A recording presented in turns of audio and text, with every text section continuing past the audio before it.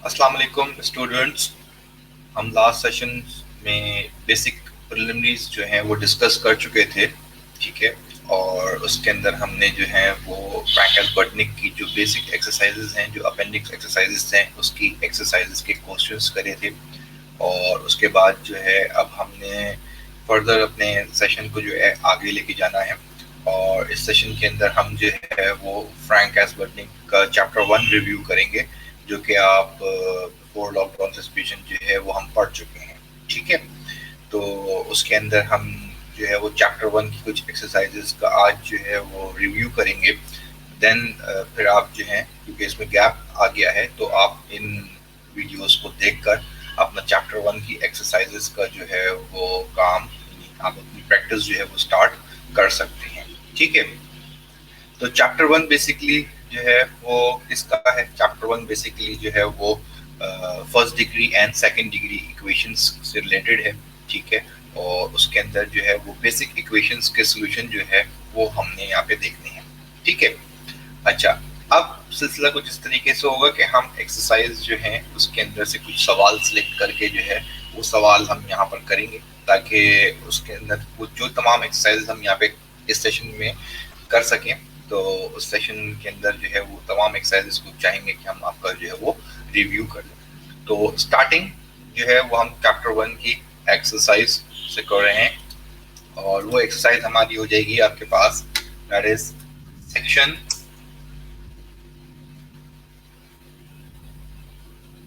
1.1। Section 1.1 जो है वो हमारे पास यहाँ पर स्टार्टिंग में है, ठीक है जी। चैप्टर 1 का सेक्शन 1.1 स्टार्ट कर रहे हैं, जिसके अंदर फर्स्ट डिग्री इक्वेशंस है, ठीक है।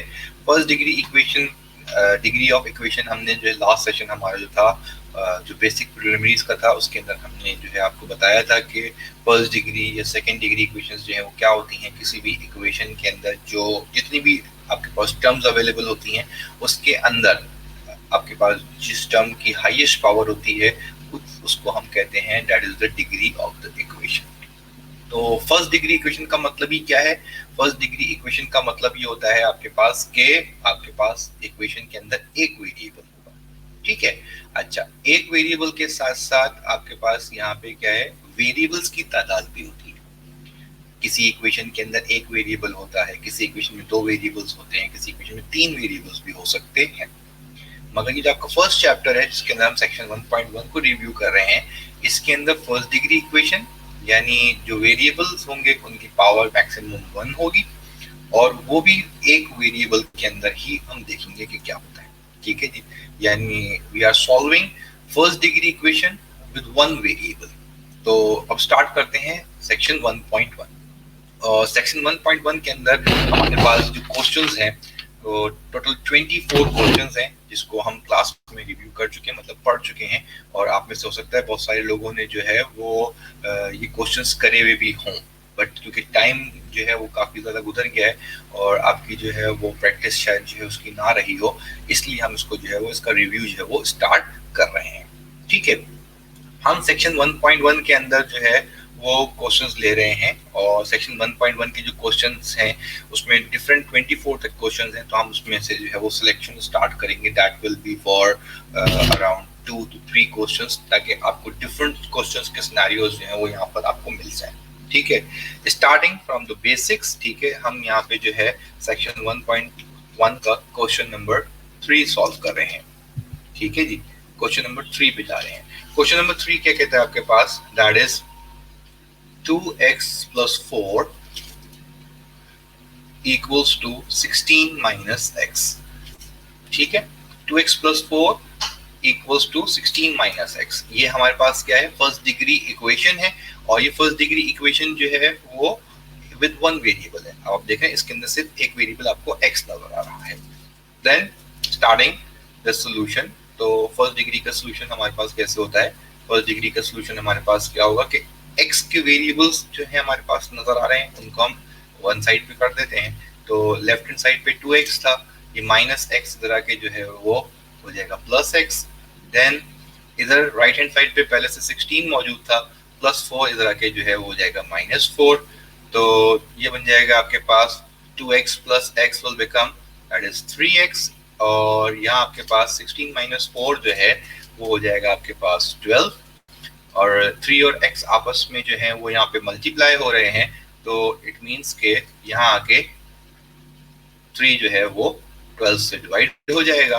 तब ये 3 12 से डिवाइड होगा, इट विल बिकम, यानी ये आपके पास कैंसिल आउट हो जाएगा, 3 1 3 4 12।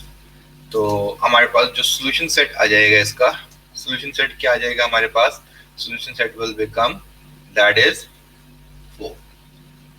ठीक है जी, this is the simple solution for first degree आपके पास इक्वेशन का, जिसके अंदर आपके पास क्या होगा, वन वेरिएबल जो है वो इन्वॉल्व हो रहा है। ठीक है, ये बिल्कुल बेसिक सा सॉल्यूशन था, जिसमें वेरिएबल्स को एक तरफ किया और आपने जो है वो नंबर्स को एक तरफ किया और इनको देन सिंपलीफाई करके सॉल्व कर दिया। ठीक है जी, then moving towards a difficult question. ठीक है जी, तो नॉर्मली क्लासेस के अंदर क्या होता है, टीचर्स को कहा जाता है कि टीचर्स जो हैं वो आपका आसान क्वेश्चन करवा देते हैं और मुश्किल क्वेश्चन जो है वो स्टूडेंट्स को दे देते हैं। तो ऐसा नहीं है, तो हम जो है वो यहाँ पर एक मुश्किल क्वेश्चन को भी जो है वो देख लेते हैं। Now moving towards question number that is question number 15। अब हम नेक्स्ट क्वेश्चन देख रहे हैं जो हमारा है क्वेश्चन नंबर 15। ठीक है जी, और क्वेश्चन नंबर 15 हमारे पास क्या है, that is t minus 3 divided by 2 और plus that is t plus 3 divided by 4 equals to 8 minus t divided by 3 और लास्ट में आ जाएगा आपके पास प्लस 2। जो फर्स्ट क्वेश्चन हमने देखा था वो था सिंपल क्वेश्चन। अब करना हमने फर्स्ट डिग्री को ही सॉल्व है, और फर्स्ट डिग्री इक्वेशन में भी वन वेरिएबल को सॉल्व करना है। अब इस पूरी इक्वेशन में देखिए आपको टी वेरिएबल के अलावा और कोई वेरिएबल नजर नहीं आ रहा। ठीक है, इसमें जो एनहांसमेंट हो गई है, वो एनहांसमेंट क्या हो गई है कि इसमें अब आपको फ्रैक्शन शो हो रहा है। ठीक है जी, अब आप यहाँ पे देख सकते हैं कि यहाँ पे आपके पास जो है वो एक फ्रैक्शन में आ गया है सवाल। आप फ्रैक्शन के सवाल को कैसे सॉल्व करेंगे भाई हम, अब हमने देखना है यहाँ पे क्या, जब हमारे पास कोई चीज फ्रैक्शन में आती है तो फ्रैक्शन के अंदर हमें क्या सॉल्व करना होता है, एलसीएम लेके सॉल्व करना होता है। इक्वल्स टू के लेफ्ट हैंड साइड पे 2 फ्रैक्शंस हैं और इक्वल्स टू के राइट हैंड साइड के ऊपर हमारे पास एक फ्रैक्शन है। तो हम अपने क्वेश्चन को सॉल्व करने के लिए क्या करते हैं, इस एक सिमिलर फ्रैक्शन को, एक सिंगल फ्रैक्शन हमारे पास राइट हैंड साइड पे है, इसको भी हम क्या करते हैं, शिफ्ट करते हैं लेफ्ट हैंड साइड के ऊपर, ताकि तमाम फ्रैक्शंस हमारे क्या हो जाएं, एक तरफ आ जाएं।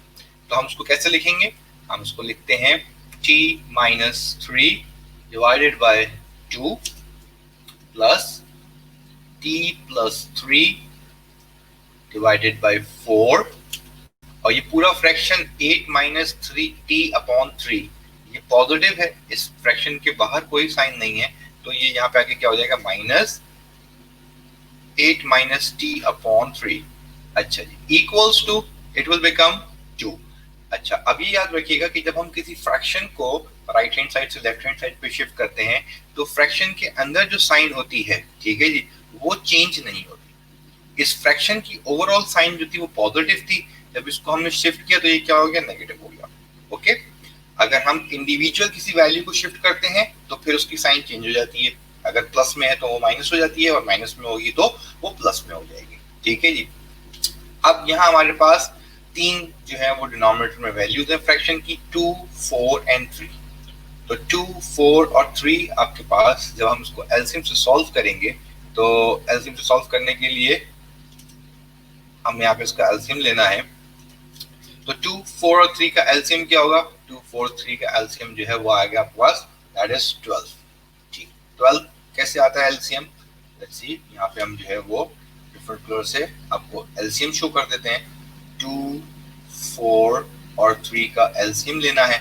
ठीक है जी, 2, 4, 3 का एलसीएम क्या हो जाएगा, 2 1 2, 2 2 4 और 3 तो डिविजिबल नहीं है, और फिर यहाँ हो जाएगा आपके पास 2 1 2, 2 2, ये 3। ठीक है जी, और फिर 3 से जब सॉल्व करेंगे तो इट विल बिकम, तो एलसीएम हो जाएगा आपका 2 × 2 × 3। that is 2 to the 4, 4 into 3 that is 12. Clear? Got it? अब 12 divided by 2 कितना होगा आपके पास? 12 divided by 2 होता है 6. ठीक है जी, इस 6 को मल्टीप्लाई करना है t माइनस 3 के साथ. ये बिल्कुल आपने जो है वो अपने चाइल्डहुड के अंदर जब भी आपने जो है वो फ्रैक्शंस को सॉल्व किया होगा और उसमें एलसीएम लिया होगा तो उसमें टीचर्स आपको बताते हैं कि जो एलसीएम की वैल्यू है वो डिनोमिनेटर के टेबल में कहाँ लाई करती है, यानी 2 के टेबल में 12 कहाँ लाई करेगा. तो उसका सिंपल सा हल है कि जो एलसीएम है उसको डिनोमिनेटर से आप करके डिवाइड कर दें. 12 डिवाइड बाय 2 इज 6, तो 12 डिवाइड बाय 2 6 का मतलब हो जाएगा अब इस 6 को मल्टीप्लाई करना है t माइनस 3 के साथ. Then 12 divide by 4, 12 divide by 4 जो होता है वो होता है 3. इस 3 को जो है वो मल्टीप्लाई करेंगे आप t प्लस 3 के साथ माइनस. देन 12 डिवाइड बाय 3 ये कितना होगा? ये हो जाएगा 4. इस 4 को मल्टीप्लाई करेंगे 8 माइनस t के साथ इक्वल्स टू क्या आ रहा है आपके पास 2. तो अब जब इस ब्रैकेट्स को ओपन करें 6 multiply by t it will become 6t plus minus minus 6 3 is 18. ठीक है, plus plus plus 3 into t 3t. ठीक है जी, प्लस प्लस प्लस 3 इंटू 3 ये हो जाएगा 9 minus plus minus 4 into 8 that will become 32 और minus minus will become plus और t into 4 हो जाएगा आपका 4t. ये जो 12 यहाँ पे डिवाइड हो रहा था in the form of LCM, जब हम इसको शिफ्ट करेंगे ये डिवाइड हो रहा था, जब राइट हैंड साइड पे जाएगा तो क्या होगा 2 के साथ ये मल्टीप्लाई हो जाएगा. ठीक है जी. तो अब फर्दर इसको सॉल्व करने के लिए क्या करते हैं, तमाम t की वैल्यूज एक साथ लिखते हैं, यानी ये हो जाएगा 6t plus 3t plus 4t. ठीक है, अच्छा, और ये हो जाएगा आपका पास माइनस 18 प्लस 9 और माइनस 32 इक्वल्स टू 24. इनको हमने क्या कर दिया, अरेंज कर दिया है. तो 60 plus 3 90, 9 plus 4 that will become the 13t. Okay, और ये हो जाएगा आपके पास कितना 13t. 13t के बाद 18 माइनस 18 प्लस 9 माइनस 32. इसको सॉल्व करेंगे तो माइनस 18 प्लस 9 कैलकुलेटर से कैलकुलेट करें माइनस 9 और minus 9 minus 32 that will become minus 41 equals to 24. ठीक है जी, इसको आप क्रॉस चेक कर सकते हैं कैलकुलेटर से. और माइनस 18 प्लस 9 और आपके पास माइनस 32, इन सबको जो है वो आप क्या करेंगे कैलकुलेटर में पुट करके वैल्यू निकालेंगे तो माइनस 41 आ जाएगा. माइनस 41 राइट हैंड साइड पे जब शिफ्ट करेंगे तो 13t equals to 24 plus 41 and 13t equals to 24 plus 41 will become 65. तो t की वैल्यू हमारे पास क्या आ जाएगी, t की value will become 65 divided by that is 13. ठीक है जी, 65 डिवाइडेड बाय 13 और 65 डिवाइडेड बाय 13 हमारे पास जो वैल्यू है वो 13 के टेबल में 65 बिल्कुल आता है. 13 5 65. तो t की वैल्यू 5 आ गई तो हमारा सॉल्यूशन सेट जो होगा वो यहाँ पे क्या होगा, सॉल्यूशन सेट हमारे पास 5 होगा. सेक्शन 1.1 के अंदर जो एक्सरसाइजेज हैं वो first degree equation with one variable की एक्सरसाइज है. यानी तमाम सवालों के अंदर आपके पास क्या होगा, यहाँ पे तमाम सवालों के अंदर आपके पास एक ही वेरिएबल की वैल्यू होगी, राइट हैंड साइड और लेफ्ट हैंड साइड दोनों पे. और इनको सॉल्व करने के लिए आपको बेसिक मैथमेटिक्स की जरूरत है, यानी क्रॉस मल्टीप्लाई प्लस माइनस इस तरह की कैलकुलेशन की रिक्वायरमेंट होगी. देन उसके बाद एक इम्पॉर्टेंट पॉइंट क्या है कि इनको सॉल्व करने के बाद आप इनको क्रॉस चेक कर सकते हैं. क्रॉस चेक करने का तरीका क्या है कि आप जो भी आंसर्स निकालें, ठीक है जी, अपने जो भी आप सवालों की प्रैक्टिस करें, उनके आंसर्स निकालने के बाद आप एक दफा उनको अपने क्वेश्चन में पुट कर दें. अगर आप अपने आंसर को क्वेश्चन में पुट करेंगे तो राइट हैंड साइड है और लेफ्ट हैंड साइड है वो ऑटोमेटिकली क्या होगी, वो इक्वल आ जाएगी. और अगर आपने सॉल्यूशन में कहीं मिस्टेक करी है, कोई भी मिस्टेक करी जिससे आपका आंसर जो है वो गलत आ रहा होगा, तो वेरिफिकेशन में राइट हैंड साइड और लेफ्ट हैंड साइड जो है वो बराबर नहीं आएंगे. ठीक है जी। तो first degree equation with one variable अगर आपके पास आता है कोई भी सवाल, तो उसको सवाल को चेक करने का सबसे आसान तरीका क्या है कि आप उसके आंसर को क्वेश्चन में पुट करके वेरीफाई कर लें। तो राइट हैंड साइड और लेफ्ट हैंड साइड दोनों आपकी क्या होंगी, right hand side left hand side दोनों आपकी जो है वो सिमिलर हो जाएंगी, बराबर आएंगी। ठीक है। अच्छा, अब हमारे पास जो है वो ये हो गया आपका एक और सवाल, दैट इज क्वेश्चन नंबर 15 जिसमें फ्रैक्शंस इन्वॉल्व थे।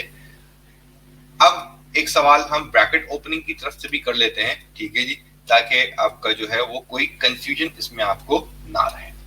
और ब्रैकेट ओपन करने का सवाल मींस यहाँ पे आपका जो है वो क्या हो जाएगा, आपका ब्रैकेट ओपन करने के लिए हम ले लेते हैं यहाँ पे क्वेश्चन नंबर 21। ठीक है जी, हमने इसको डिस्ट्रीब्यूट करके डिफरेंट डिफरेंट 3 क्वेश्चंस निकाले ताकि आपको तीनों पैटर्न में आपका जो भी सॉल्यूशन हो, जब भी आप प्रैक्टिस करने में बैठे तो आपको कोई कंफ्यूजन ना हो। इसको देखने के बाद आप इसको जो है वो इजीली अपने प्रैक्टिस में जो है उसको कंप्लीट कर लें। ठीक है। अच्छा, अब आ जाते हैं क्वेश्चन नंबर 21। 21 आपका क्वेश्चन क्या है, 3 ब्रैकेट में आपके पास जो वैल्यू है वो है 12 माइनस एक्स, ठीक है, और equal 12 minus x minus 16 equals to 2। जब हम इस सवाल को सॉल्व करेंगे तो इसके अंदर एक ब्रैकेट इन्वॉल्व है, ठीक है जी, और एक ब्रैकेट इन्वॉल्व होने के साथ साथ आगे एक और वैल्यू भी है। तो ब्रैकेट से बाहर जो टर्म है सिर्फ ब्रैकेट उसी से ओपन होगा। 3 into 12 will become 36, plus minus minus it will become 3x, ठीक है, और ये जो माइनस 16 है वो ब्रैकेट से बाहर है, ठीक है। तो ब्रैकेट से बाहर होने का मतलब क्या है, ब्रैकेट से बाहर होने का मतलब ये है कि यहाँ आपके पास इसकी वैल्यू को 16 के साथ जो है वो मल्टीप्लाई नहीं करना है, ठीक है जी। अच्छा, अब उसके बाद क्या होगा, अब उसके बाद आपके पास जो है जो वैल्यू आएगी माइनस 16 और ये हो जाएगा आपका 2। अच्छा, अब देन फर्दर इसको सॉल्व करने के लिए क्या हो जाएगा, ये हो जाएगा आपके पास दैट इज 36 माइनस 16 को एक तरफ कर दिया हमने, ये हो जाएगा माइनस 3x इक्वल्स टू 2। तो 13x माइनस 16 ये हो जाएगा आपके पास 20 माइनस 3x इक्वल्स टू 2, और ये प्लस 20 जो है उधर चला जाएगा तो यहाँ बच जाएगा माइनस 3x, हो जाएगा 2 पहले से मौजूद था, 20 बाद में आ रहा है, प्लस 20 यहाँ के माइनस 20 हो जाएगा। तो आपके पास वैल्यू क्या आएगी, minus 3x equals to 2 minus 20 will become minus 18। तो x की वैल्यू आपके पास क्या है, वो हो जाएगी दैट इज माइनस 18। ये माइनस 3 मल्टीप्लाई हो रहा था, इधर आके आपके पास क्या हो जाएगा, डिवाइड हो जाएगा, ठीक है। तो ये माइनस से माइनस कैंसिल, 3 1 3 6 18, तो x की वैल्यू आपके पास जो है वो क्या गई, 6। तो सॉल्यूशन सेट आपका जो है यहाँ पर आप लिख सकते हैं, सॉल्यूशन सेट विल बिकम आपका 6, ठीक है जी। जब भी सिंगल वेरिएबल के अंदर आपके पास सवाल होता है तो सिंगल वेरिएबल के सवाल के अंदर जब भी सॉल्यूशन सेट लिखते हैं तो सिर्फ कर्ली ब्रैकेट्स में लिखते हैं, और उसके अंदर हम जो है वो स्मॉल ब्रैकेट को यूज नहीं करते। स्मॉल ब्रैकेट का मतलब है कि आपके पास 2 वेरिएबल्स हैं जो आंसर में आपके पास शो हो रहे हैं, ठीक है। क्लियर हो गई बात। ये था आपका सेक्शन 1.1 का रिव्यू। इसके अंदर हमने सिलेक्टिव 3 क्वेश्चंस लिए, और 3 क्वेश्चंस लेने के बाद फिर हमने जो है वो यहाँ पर क्या किया, यहाँ पे हमने इसको सॉल्यूशन करके आपको शो कर दिया। यहाँ आपका जो है वो क्या क्या इसमें पॉसिबल जो है वो आंसर्स हो सकते हैं, ठीक है। अच्छा, देन उसके बाद हम आ जाते हैं अब सेक्शन 1.2 की तरफ, ठीक है जी। अब हम सेक्शन 1.2 की तरफ आते हैं और 1.2 पे देखते हैं हम कि 1.2 के अंदर आपके पास जो है वो क्या क्या आपके पास क्वेश्चन जो हैं वो आ सकते हैं। अब हम देख रहे हैं that is section 1.2, section 1.2। Section 1.2 क्या है आपके पास, सेक्शन 1.2 हमारे पास जो है वो कवर करती है सेकेंड डिग्री इक्वेशंस, ठीक है जी। सेकेंड डिग्री इक्वेशंस को हम क्या कहते हैं, सेकेंड डिग्री इक्वेशंस को हम कहते हैं दैट इज क्वाड्रेटिक इक्वेशंस भी कहते हैं, ठीक है। क्वाड्रेटिक भी आप पहले पढ़ चुके हैं, क्वाड्रेटिक हमने क्लास में डिस्कस किए हुए हैं। और क्वाड्रेटिक को सॉल्व करने के लिए हम यहाँ पर जो है वो दो मेथड्स यूज करते हैं, ठीक है। और वो दो मेथड्स कौन से हैं? एक हमारा फैक्टराइजेशन का मेथड है और एक हमारा क्वाड्रेटिक फॉर्मूला का मेथड है।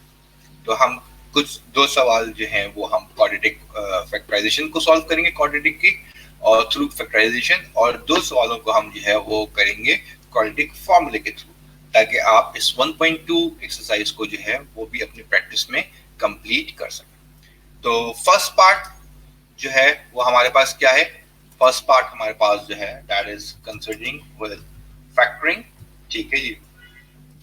अब हम इसके अंदर जो है वो फैक्टरिंग के थ्रू कर रहे हैं, और फैक्टरिंग के थ्रू करने का मतलब क्या है? फैक्टरिंग के थ्रू करने का मतलब है कि हम इस सवाल को सॉल्व करेंगे थ्रू फैक्टराइजेशन।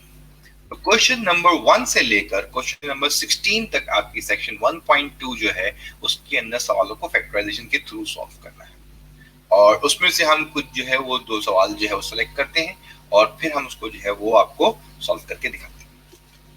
हम यहाँ पे ले रहे हैं सबसे पहले question number that is question number 2, जिसके अंदर हमारे पास जो है वो आपका पुराना वाला टर्च भी जो है वो आ जाएगा। क्वेश्चन नंबर 2 आपके पास जो है वो क्या है? दैट इज एक्स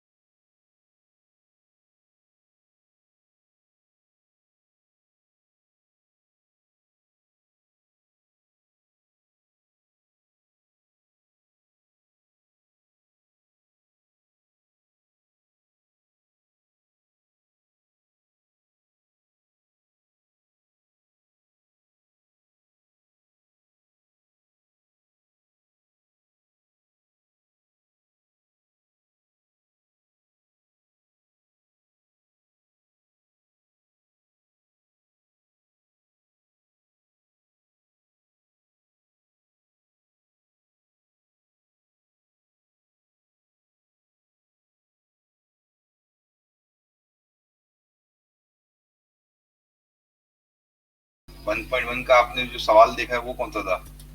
वो वाला सवाल देख लिया था? एक सेकंड, मैं आपको सवाल दिखाता हूँ ना। ये जो पार्ट है दिखा रहे हैं, नजर आ रहा है आपको ये वाला?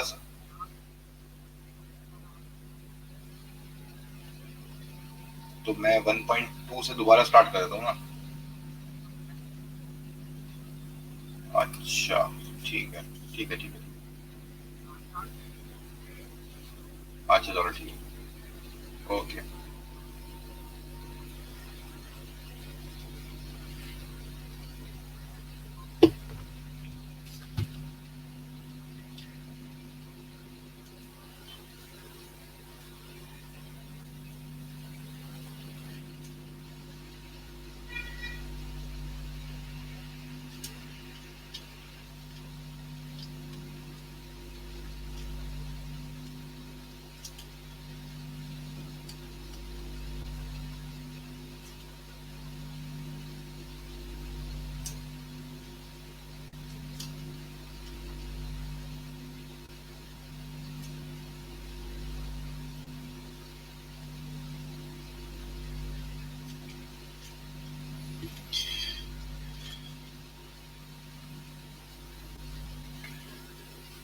Now starting 1.2, section 1.2 after 1.1, section 1.2 जो है वो आपकी सेकेंड डिग्री इक्वेशंस की एक्सरसाइज है।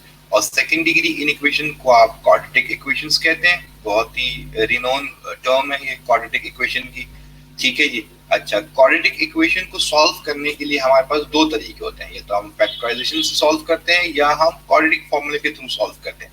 तो 1.2 के टू पार्ट्स हैं, एक के अंदर फैक्टराइजेशन है, ठीक है जी, और एक के अंदर जो है वो सॉल्व करना है आपको क्वाड्रेटिक फॉर्मूले के थ्रू। तो हम पहले जो है वो पहले वाले पार्ट को सॉल्व करते हैं, जिसके अंदर हमें जो है वो करनी है फैक्टरिंग। और फैक्टरिंग के अंदर हमने जो क्वेश्चन लिया है यहाँ पे, हमने यहाँ पे क्वेश्चन लिया क्वेश्चन नंबर 2, और क्वेश्चन नंबर 2 हमारे पास था दैट इज x² - 25 = 0। अब बहुत सारे लोग जो ये वीडियो देख रहे हैं वो फौरन समझ गए होंगे कि इस सवाल को सॉल्व करने के लिए हमें कौन सा मेथड फैक्टराइजेशन का इस्तेमाल करना है। जब हम फैक्टराइजेशन को सॉल्व करते हैं और हमने देखा कि दो टर्म्स आपको नजर आ रही है यहाँ पे, और दोनों जो है वो परफेक्ट स्क्वायर है, तो इसका मतलब क्या होगा? दैट इज x² - 5 का स्क्वायर = 0। ये हो जाएगा डिफरेंस ऑफ स्क्वायर। और डिफरेंस ऑफ स्क्वायर का मतलब क्या है? That is difference of square का मतलब क्या होगा? आपके पास एक फॉर्मूला है a² - b² = a + b और a - b। तो इसकी मदद से ये सवाल क्या बन जाएगा आपका? इसका आंसर की तरफ जब जाएंगे तो ये हो जाएगा x + 5 and x - 5 that is = 0। अब x + 5 का ब्रैकेट जो है वो भी 0 के बराबर है, ठीक है जी, और x - 5 का ब्रैकेट जो है वो भी 0 के बराबर है।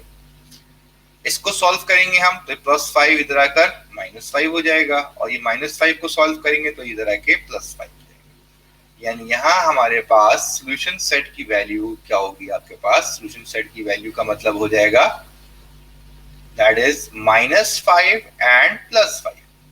क्योंकि ये सेकेंड डिग्री है इसीलिए हमारे पास यहाँ पर कितने आंसर्स आ रहे हैं? इसलिए हमारे पास यहाँ पे 2 आंसर्स जनरेट हो रहे हैं। तो फैक्टराइजेशन थ्रू फॉर्मूला भी हो सकती है, और फैक्टराइजेशन का एक और तरीका है जिसे आप कहते हैं मिडिल टर्म ब्रेक करना। तो मिडिल टर्म ब्रेक करने के लिए आपके पास जो है वो क्या हो जाएगा? हम यहाँ पे दूसरा क्वेश्चन लेते हैं, ठीक है जी, दैट इज क्वेश्चन नंबर 13, ठीक है। अब हम ले रहे हैं यहाँ पे क्वेश्चन नंबर 13। क्वेश्चन नंबर 13 क्या है आपके पास? x² - 2x + 15 = 0। Middle term break करने के लिए हमने तरीकेकार जो है वो पहले भी डिस्कस किया था, और फर्स्ट वेरिएबल का कोफिशिएंट और लास्ट कांस्टेंट दोनों को मल्टीप्लाई करना है। तो 15 × 1 क्या बन जाएगा आपके पास? ये बन जाएगा 15। अब 15 के फैक्टर्स बनाने हैं, तो 15 के फैक्टर क्या होगा भाई? 1 × 15 और 3 × 5। फिर 5 × 3 और 15 × 1 लिखने की जरूरत नहीं है, क्योंकि वो इसी को जो है वो पलट कर लिखा जाता है। तो मिडिल टर्म ब्रेक करने का मतलब क्या होता है कि फर्स्ट टर्म का कोफिशिएंट और लास्ट टर्म को मल्टीप्लाई करें और देखें कि वो किस किस टेबल में आते हैं। तो मल्टीप्लाई करने से ये वैल्यू आनी चाहिए, ये सर्कल किया मैंने। और अगर हम इन दो नंबरों को प्लस या माइनस करें तो हमारे पास जो है वो क्या आना चाहिए, मिडिल टर्म की वैल्यू आनी चाहिए। ठीक है जी। तो जब हमने पहली वाली वैल्यू देखी तो 15 प्लस 1 16, 15 माइनस 1 14, इसका मतलब ये तो हम सॉल्व नहीं कर सकते यहाँ पे मिडिल टर्म के अंदर। दूसरी वैल्यू के अंदर देखा 5 माइनस 3 करते हैं तो मिडिल टर्म की वैल्यू बन जाती है। तो हमने यहाँ पे क्या किया, 5 माइनस 3 से क्वेश्चन को सॉल्व करना है। एक्स स्क्वायर अपनी जगह पे रहेगा, माइनस अपनी जगह पे रहेगा। 2x मिडिल टर्म है, 2x को हमने ब्रेक कर दिया तो 2x कैसे आएगा, 5x माइनस 3x। देखिए 5x माइनस 3x करेंगे तो दोबारा 2x आ जाएगा और 2x की जगह मैंने ब्रैकेट लिखा है, बाकी तमाम चीजें ये प्लस 15 इक्वल टू 0 ये अपनी जगह पे एज इट इज आ गए। अब इस ब्रैकेट को ओपन किया तो ये हो गया x square minus 5x minus 3x plus 15 that is equals to 0। और इसको सॉल्व करने के लिए हमें क्या करना होता है, इसको सॉल्व करने के लिए हमें जो है वो दो दो करके यहाँ पे इसको दो दो करके कॉमन लेना होगा। दो दो करके कॉमन लेने का मतलब क्या है, x कॉमन लिया, एक्स स्क्वायर में से x common minus x common होगा तो यहाँ बचेगा 5। जो साइन यहाँ पर आ रही है वो एज इट इज साइन नीचे आ जाएगी। 3x प्लस 15 में से, क्योंकि x तो कॉमन नहीं हो सकता, 3 कॉमन आ सकता है, तो 3 कॉमन लेंगे हम तो क्या हो जाएगा, 3 कॉमन लेंगे तो बचेगा x, माइनस कॉमन लेने की वजह से आगे साइन माइनस का आ जाएगा, साइन चेंज हो जाता है माइनस कॉमन लेने से। और 15 में से जब 3 कॉमन लेंगे तो कॉमन लेने के बाद बचेगा क्या, 5, यानी 15 डिवाइड बाय 3 करेंगे तो बचेगा क्या आपके पास 5। कॉमन लेने का मतलब है कि हम जिस वैल्यू को कॉमन लेते हैं उस वैल्यू को कॉमन वाली मतलब जो आपकी एक्चुअल टर्म है उसको कॉमन वाली टर्म से डिवाइड करके पता चलता है कि आपके पास क्या आंसर बीच में आएगा। तो 15 में से 3 कॉमन लेंगे तो आपके पास बचेगा 5 इक्वल्स टू 0। अब ये जो दो ब्रैकेट्स आ रहे हैं मिडिल टर्म, जब भी आप सॉल्व करेंगे तो ये दो ब्रैकेट्स का सेम आना जरूरी है। अगर ये सेम नहीं आ रहा है इसका मतलब यहाँ पे मिडिल टर्म ब्रेक नहीं हो सकती। x minus 5 x minus 5 x minus 5 common लिया तो यहाँ बचेगा x, यहाँ से x माइनस 5 कॉमन आया तो यहाँ बचेगा minus 3 that is equals to 0। अब x माइनस 5 0 के बराबर है, ठीक है जी। x minus 3 that is equals to 0। ये माइनस 5 जो है वो इधर आकर क्या होगा, प्लस 5 हो जाएगा और ये माइनस 3 इधर आके जो है वो प्लस 3 हो जाएगा, ठीक है जी। और इसके बाद अगर मैं अपना सोल्यूशन सेट लिखूंगा तो सोल्यूशन सेट क्या बन जाएगा, सोल्यूशन सेट हो जाएगा मेरा 3 and 5। ऑर्डर में लिख दिया हमने यहाँ पे 5। अब कहीं ऐसा कंफ्यूजन ना करें आप कि हमने पहले आंसर में तो 5 लिखा था और सोल्यूशन सेट में 3 लिख दिया है, ऐसा कुछ चक्कर नहीं है। हमने सिर्फ सीक्वेंस में लिख दिया इसको, सोल्यूशन सेट के अंदर हमने क्या कर दिया, इसको एज अ सीक्वेंस लिख लिया है दैट इज 3 and 5। एक फैक्टराइजेशन हो गई आपकी फॉर्मूले के थ्रू, एक फैक्टराइजेशन हो गई आपके पास यहाँ पर through middle term breaking factors. Middle term break करने का तरीकाकार हर मिडिल टर्म के सवाल के लिए ऐसे ही होगा, ठीक है जी। बट आपको ख्याल क्या रखना है कि मिडिल टर्म के सवाल के अंदर अगर प्लेसमेंट चेंज है तो आपने पहले उसकी प्लेसमेंट को सही करना होगा। पहले स्क्वायर की टर्म आएगी, ठीक है जी, फिर 2x की टर्म आएगी यानी विदाउट स्क्वायर की टर्म आएगी वेरिएबल की, और फिर खाली नंबर की टर्म आएगी। अगर ये सीक्वेंस में सवाल नहीं है आपके पास पेपर में या आपके पास बुक के अंदर तो आप क्या करेंगे, पहले सॉल्यूशन के अंदर इसको इस सीक्वेंस में लिखेंगे, देन उसके बाद फिर आप मिडिल टर्म को सॉल्व करेंगे, ठीक है। अच्छा, अब ये तो क्वेश्चन हैं आपके क्या, क्वेश्चन नंबर 1 से लेके क्वेश्चन नंबर 16 तक। और ऐसा भी हो सकता है कि किसी आपके पास सवाल के अंदर जो है वो मिडिल टर्म ब्रेक ना हो रही हो, सही है, मे बी पॉसिबल, ठीक है। जब आप सॉल्व करेंगे तो आपको पता चल जाएगा कि अगर कोई ऐसा क्वेश्चन है या नहीं।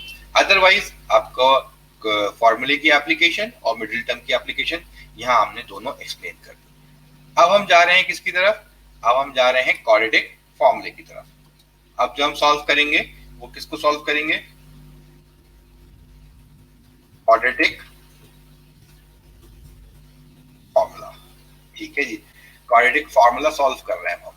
जब हम क्वाड्रेटिक फॉर्मूला सॉल्व करेंगे तो क्वाड्रेटिक फॉर्मूला सेक्शन 1.2 के क्वेश्चन नंबर 17 से लेकर क्वेश्चन नंबर 32 तक जाएगा। तो हम यहाँ पे भी देखते हैं किसके दो सवाल।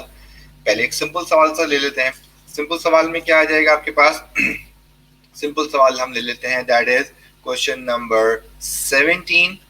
ठीक है जी, और क्वेश्चन नंबर 17 आपके पास है x square plus 8x plus 12 equals to 0।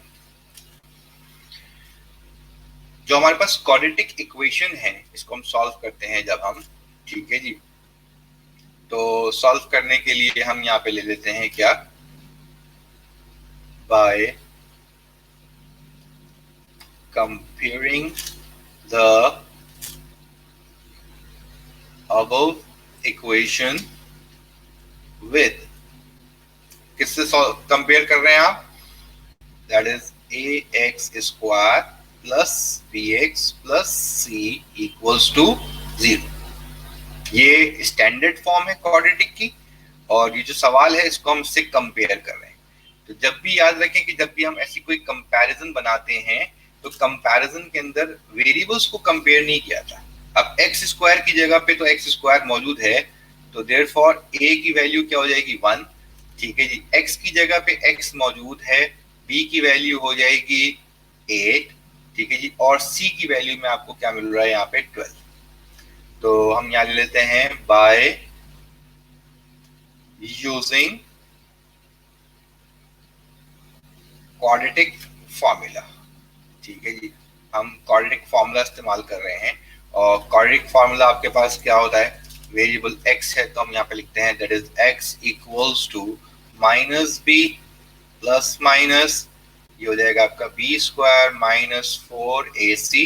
ठीक है जी, ये आ गया स्क्वायर रूट के अंदर, और होल डिवाइडेड बाय, ठीक है जी, 2a। अब देख रहे हैं आप ये क्वाड्रेटिक फॉर्मूले के अंदर हम यहाँ पे क्या करेंगे, तमाम वैल्यूज को a, b और c की वैल्यू को पुट करेंगे। इसको थोड़ा सा ऊपर ले लेते हैं यहाँ पे। तो अब हमारे पास वैल्यूज क्या आ जाएंगी भाई, माइनस b की जगह आ जाएगा 8 प्लस माइनस ये b स्क्वायर है दैट इज 8 स्क्वायर माइनस 4, और a की वैल्यू क्या होगी 1, c की वैल्यू है आपके पास 12, ये हो गया आपका स्क्वायर रूट की टर्म, और होल डिवाइडेड बाय 2a यानी 1। ये हो जाएगा आपके पास माइनस 8 प्लस माइनस 8 का square that is 64 minus 4 into 12 जो हो जाएगा 48, ये हो गया स्क्वायर रूट। ठीक है, और whole divided by 2 multiply by 1 2। आगे फर्दर सॉल्व किया, minus 8 plus minus 64 minus 48 will become 16, ये स्क्वायर रूट में रहेगा, होल डिवाइडेड बाय 2, और फिर मजीद इसको सॉल्व करेंगे तो minus 8 plus minus 16 perfect square है, किसका, 16 परफेक्ट स्क्वायर है 4 का, तो ये आ जाएगा स्क्वायर रूट से बाहर एज अ 4। अब स्क्वायर रूट मर्दर सॉल्व नहीं हो सकता, इसलिए अब हम इसको क्या करेंगे, अब हम इसको डिस्ट्रीब्यूट कर कर अलग अलग कर लेंगे, ताकि हम यहाँ पे दो x की वैल्यूज जो हमारे आंसर्स की वो निकाल लें। यानी एक x की वैल्यू हो जाएगी माइनस 8 प्लस 4 अपॉन 2, और एक x की वैल्यू हो जाएगी माइनस 8 माइनस 4 अपॉन 2। यानी x will become minus 8 plus 4, ये हो जाएगा माइनस 4 अपॉन 2, और ये x की वैल्यू हो जाएगी 2 1 दैट इज 2 2 4 माइनस 2, और इधर आपके पास माइनस 8 माइनस 4 माइनस 12 अपॉन 2, और इधर x की वैल्यू जो है 2 1 2 6 12। ठीक है जी, ये हो जाएगा 2 1 2 6 12 दैट इज माइनस 6। यानी हमारे पास जो सॉल्यूशन सेट होगा इसका अकॉर्डिंग टू क्वाड्रेटिक वो क्या हो जाएगा आपके पास, ये हो जाएगा आपके पास minus 6 and minus 2। Okay, got it. ये क्वाड्रेटिक को सॉल्व करने के लिए हम क्या करते हैं, उसको पहले कंपेयर करते हैं स्टैंडर्ड फॉर्म से, और उसके बाद फिर हम जो है वो उसको इक्वेशन में पुट कर कर जो है वो इक्वेशन में पुट करने के बाद इसको क्वाड्रेटिक फॉर्मूले में पुट करने के बाद वैल्यूज को स्क्वायर रूट को सॉल्व करते हैं, और फिर उनको लास्ट स्टेप्स के अंदर आके इंडिविजुअली एक्स की वैल्यूज के लिए सॉल्व किया जाता है। ठीक है, अच्छा अब इसी से रिलेटेड हम एक और सवाल यहाँ पे देखते हैं ताकि अगर क्वाड्रेटिक के अंदर कोई सवाल चेंज होकर आ जाए तो आपको कंफ्यूजन ना हो। और वो सवाल हमारे पास कौन सा है? ठीक है जी, अब हम वो सवाल देख रहे हैं जो आपके पास है क्वेश्चन नंबर 26। सेकंड क्वेश्चन हम इसका देख रहे हैं, क्वेश्चन नंबर 26। ये है आपके पास 3r² that is equals to 14r minus 8। जब हम इसको सॉल्व करना स्टार्ट करेंगे तो इसमें हम डायरेक्टली इसको कंपेयर नहीं कर सकते जैसे हमने फर्स्ट क्वेश्चन में कंपेयर किया था, क्योंकि वो अरेंज था। अब हम सेकंड क्वेश्चन में पहले इसको क्या करेंगे, रीराइट करके इक्वेशन की फॉर्म में लेकर आएंगे। ये +14r इधर आके क्या होगा, -14r, -8 इधर आके होगा +8 दैट इज इक्वल्स टू 0। अब ये हो गई है क्वाड्रेटिक इक्वेशन। तो वही same line, bye comparing the above equation, ठीक है जी, विद स्टैंडर्ड फॉर्म। क्या है स्टैंडर्ड फॉर्म हमारे पास, ax² plus bx plus c that is equals to 0। और अब हम यहाँ पे क्या करते हैं, लिख लेते हैं बाय यूजिंग क्वाड्रेटिक फॉर्मूला। ठीक है जी, by using quadratic formula. Quadratic formula हमारे पास क्या था, क्वाड्रेटिक फॉर्मूला हमारे पास है x equals to -b plus minus, ठीक है जी, b² minus 4ac whole divided by 2a। ठीक है जी, तो अब इसके अंदर हम तमाम वैल्यूज को जब सब्स्टिट्यूट करते हैं तो क्या हो जाएगा आपके पास। अब यहाँ आपके पास जो है वो कंपैरिजन के अंदर, यहाँ पे पहले स्टेप के अंदर हम जो है वो क्या करते हैं, कंपैरेटिवली वैल्यूज ले लेते हैं। x² की रिप्लेसमेंट r² से है, तो यहाँ हमारे पास a की वैल्यू जो है वो 3 है।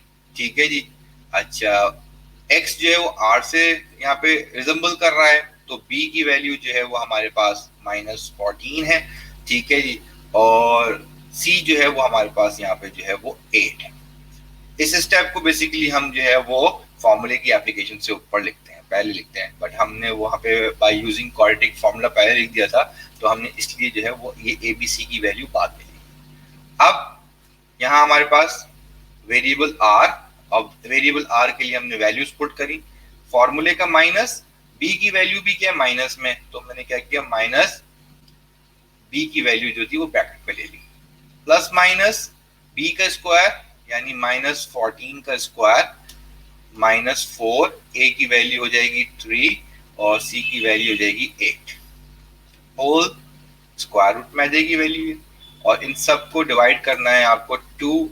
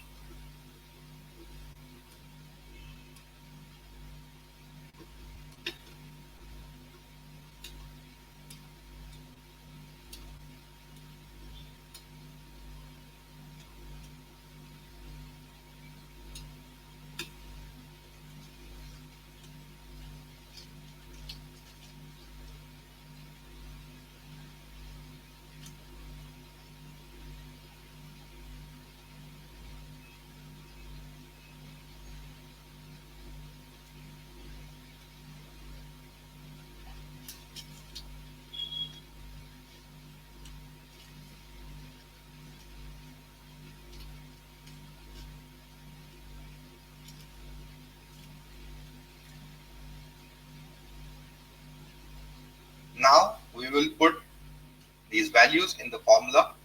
ठीक है, हमारे पास जो है वो b की वैल्यू जो है वो माइनस में है। ठीक है जी, फॉर्मूले का माइनस, देन आपके पास जो है वो क्या आ जाएगा यहाँ पे, b की वैल्यू -14, देन प्लस माइनस ये हो जाएगा -14।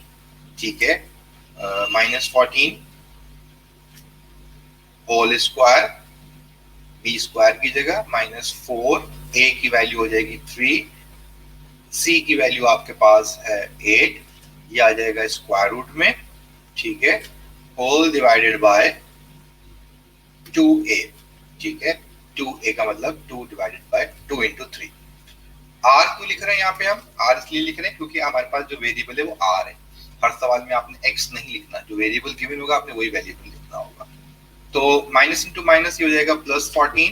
ठीक है जी, और फिर आपके पास प्लस माइनस 14 का स्क्वायर हो जाएगा ये 196, क्योंकि -14 था तो माइनस माइनस प्लस 196, माइनस ये हो जाएगा आपके पास 4 इंटू 3, 4 3 12, 12 इंटू 8, 12 8 हो जाएगा आपके पास 12 8 96, 12 इंटू 8 96, ये हो जाएगा आपका square root whole divided by 2 into 3 that is 6।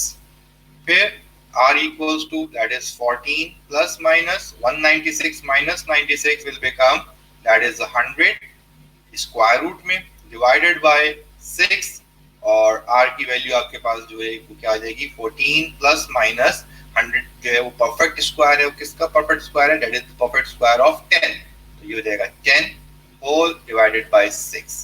अभी कंप्लीट सॉल्व हो गया है। ठीक है जी, स्क्वायर रूट की वैल्यू सॉल्व हो गई है, तो अब हम यहाँ पे इसको क्या कर देंगे, अब हम यहाँ पे इसको डिस्ट्रीब्यूट करके आगे फर्दर सॉल्व करेंगे। यानी ये हो जाएगा आपके पास r equals to 14 plus 10 divided by 6, और एक हो जाएगा r इक्वल्स टू 14 माइनस 10, ठीक है जी, डिवाइडेड बाय 6। तो अब आपके पास वैल्यू क्या बन जाएगी, एक r की वैल्यू आ रही है 14 plus 10 will become 24 divided by 6, और 6 और 24 कैंसिल होंगे तो ये आ जाएगा आपके पास 4, और यहाँ आपके पास r की दूसरी वैल्यू आ जाएगी 14 minus 10, 14 minus 10 will become 4 upon 6। ठीक है जी, तो दूसरी r की वैल्यू आ जाएगी वो क्या होगी आपके पास 2 1 2, 2 2 4, 2 3 6, तो ये हो जाएगा 2 अपॉन 3। तो सॉल्यूशन सेट हमारा क्या बन जाएगा, सॉल्यूशन सेट विल बिकम, हम यहाँ पे दो वैल्यूज को कैसे लिखेंगे, 2 अपॉन 3 एंड 4। ठीक है, यहाँ आपके पास जो है वो हमने जो सॉल्व करके दिखाया है आपको, यहाँ हमने आपको सॉल्व करके दिखाया what is how to solve quadratic equation. ठीक है जी, और हम क्वाड्रेटिक इक्वेशन को सॉल्व करते हुए जो है वो हम यहाँ पे हमने इसकी एप्लीकेशन देखी कि जब हमारे पास कोई भी सवाल क्वाड्रेटिक फॉर्मूले में हमें सॉल्व करना होगा तो हम क्या करेंगे, इसको हम उसको क्वाड्रेटिक इक्वेशन से कंपेयर करेंगे, उससे ए बी सी की वैल्यू निकालेंगे और फिर हम उसको क्वाड्रेटिक फॉर्मूले में पुट ऑन कर देंगे। ठीक है, तो यहाँ आपके पास जो है वो एक्सरसाइज 1.1 एंड 1.2 का रिव्यू था हमारा, और 1.1 और 1.2 के रिव्यू के अंदर आकर जो है वो हमने आपके कुछ क्वेश्चंस को सॉल्व करके दिखाया आपको, ताकि जब आप इसको सॉल्व करने के लिए बैठे, प्रैक्टिस करने के लिए बैठे, तो आप इजीली जो है वो इसको जो है वो प्रैक्टिस में ला सकें। इंशाल्लाह आपकी कोई भी क्यूरीज होंगी तो कोई भी क्यूरीज के लिए आप जो है वो उससे रब्ता कर सकते हैं। कोई क्वेश्चन अगर आपको समझ नहीं आ रहा तो आप उससे रब्ता करके पूछ सकते हैं। ठीक है जी, मैं आपके ग्रुप्स में अवेलेबल हूँ। इंशाल्लाह नेक्स्ट सेशन के अंदर फर्दर और एक्सरसाइजेस का रिव्यू करेंगे, ताकि आप जो थोड़ा आपका जो गैप डेवलप हो गया है इस गैप को कवर करें, और आपकी जो है वो प्रिपरेशन जो है वो अपने जो है वो एक स्ट्रीम लाइन के ऊपर जो है वो चलना शुरू हो जाए। तो अपना बहुत ख्याल रखिएगा। नेक्स्ट सेशन तक के लिए मुझे इजाजत दीजिए। अल्लाह हाफिज एंड थैंक यू।